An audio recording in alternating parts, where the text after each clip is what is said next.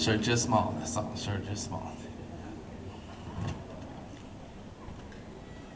All right. Well, mine's gonna be a little different. I'm gonna do a spoken word, and I'm gonna need some participation from the ladies in the audience tonight. Just if you're in agreement with the stuff in the spoken word, if at the end of it you could just shout at me that I forgive you. That's it. Just when it's all done, you don't have to snap, clap, whatever. Just I need y'all to shout at me, I forgive you, because the thing of the spoken word is about how, and I'm sure a lot of you guys can relate, like fathers not being there the way they should be, or husbands not treating you the way you deserve to be treated. And so it's just kind of like I'm letting you know that I'm standing in the gap on behalf of all men at this point, and then I'm gonna kind of let you know how, and let the guys know how it should be, and I just need y'all to say back to me that you forgive me at the end. So the name of this is called Standing in the Gap. All right. Fellas, I won't do it too bad. I'm just... Yeah, don't make me get up and have to leave and shit.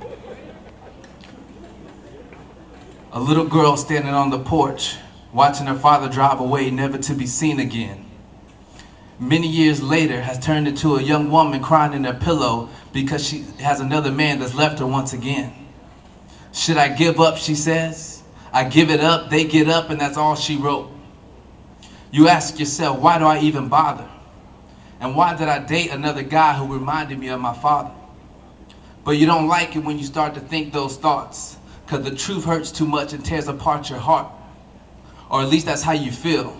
Your heart's already been broken and hasn't had time to heal. But is it time that heals, or the author of time? Wait, too much thinking going on, time to clear your mind. You get done with all that thinking and say it's time to go drinking. Fast forward with me if you will. You're at the party.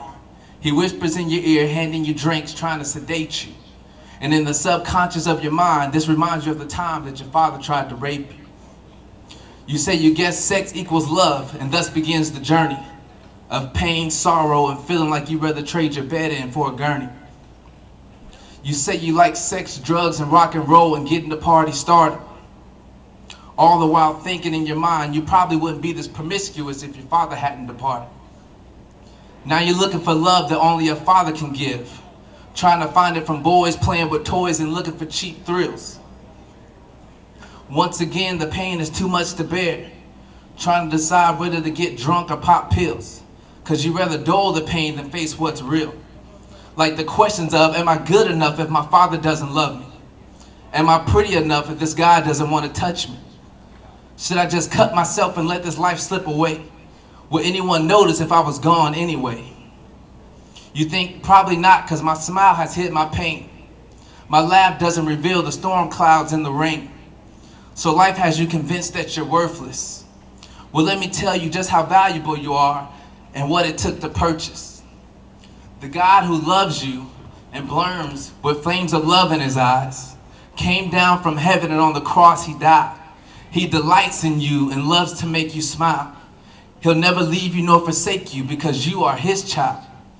He is your father and he loves you unconditionally. But because of what you've been through, this kind of love's a mystery. You are worthy of the time, and in you he will fully invest. He is a king, you're his daughter, so that makes you a princess. So I stand in the gap and ask forgiveness for those guys who didn't treat you right, who instead of saying, I love you, my queen, always wanted to fight. For the fathers who left